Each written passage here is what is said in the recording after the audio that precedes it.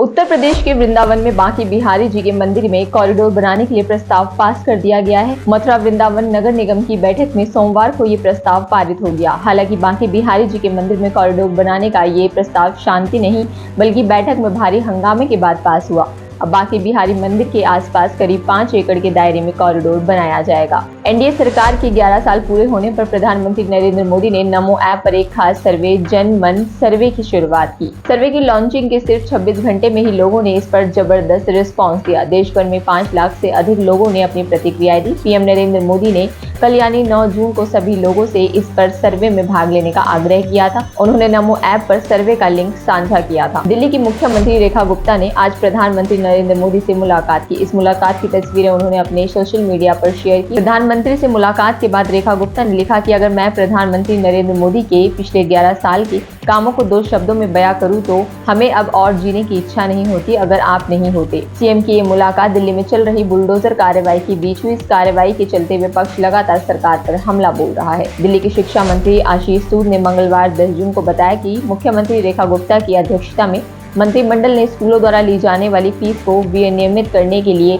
एक अध्यादेश को मंजूरी दे दी है। दिल्ली की पूर्व सीएम और आप नेता आतिशी को मंगलवार 10 जून को दिल्ली पुलिस ने हिरासत में ले लिया क्योंकि उन्होंने कालका जी के भूमिहीन कैंप में तोड़फोड़ के विरोध में प्रदर्शन किया। मद्रासी कैंप वजीरपुर के बाद अब कालका जी भूमिहीन कैंप पर बुलडोजर कार्रवाई का आप खुलकर विरोध कर रही है। हिरासत में लिए जाने के दौरान आतिशी ने बीजेपी और सीएम रेखा गुप्ता पर तीखा हमला किया। आतिशी ने कहा कि मुझे आज जेल भेजा जा रहा है क्योंकि मैं इन झुग्गी वासियों के लिए आवाज उठा रही हूँ। बीजेपी और रेखा गुप्ता को झुग्गी वालों की हाय लगेगी, बीजेपी कभी वापस नहीं आएगी। आम आदमी पार्टी के राष्ट्रीय संयोजक अरविंद केजरीवाल ने ट्वीट करते हुए कहा कि बीजेपी सरकार पूरी दिल्ली में गरीबों के आशियाने उजाड़ रही है, लोगों को बेघर कर रही है। जब आम आदमी पार्टी गरीबों के साथ खड़ी होती है और उनकी आवाज उठाती है तो हमारे नेताओं को गिरफ्तार कर लिया जाता है। आज नेता विपक्ष आतिशी को हिरासत में लिया गया, ये तानाशाही है। बीजेपी चाहे हम सबको गिरफ्तार कर ले लेकिन हम दिल्ली की आम जनता के हक के लिए आवाज उठाते रहेंगे। बिहार सरकार ने महिला कर्मचारियों की रिहाइश की सुविधा उनके कार्यस्थल के पास ही करने की योजना बनाई है। सरकार का प्लान है कि सरकारी महिला कर्मियों को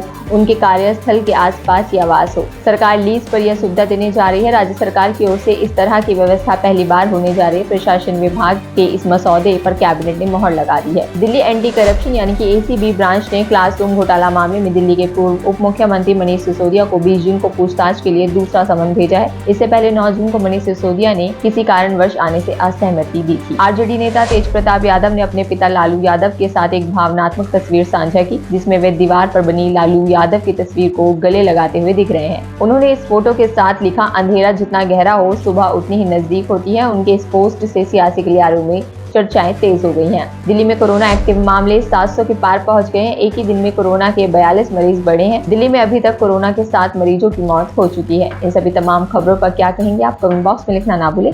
बाकी सारी और तमाम जानकारी के लिए बने रहिए द फ्रीडम न्यूज के साथ।